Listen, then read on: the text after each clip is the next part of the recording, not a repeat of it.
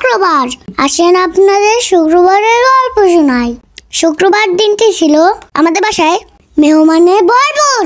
ভাইয়ারা এসেছে বাসায়, সাথে ভাইয়াদের ক্লাস ফ্রেন্ড, ওস্তাদ, সবাই মিলে অনেক আনন্দ, খাওয়া দাওয়া, ঘোরাফেরা এগুলা চলছিল।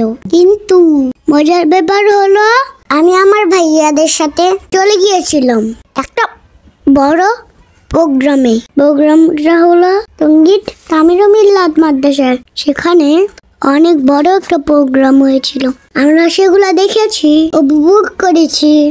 এছাড়া আমার শুক্রবারের দিন কেমন লেগেছে আপনাদের কমেন্ট করে জানাবেন। ধন্যবাদ।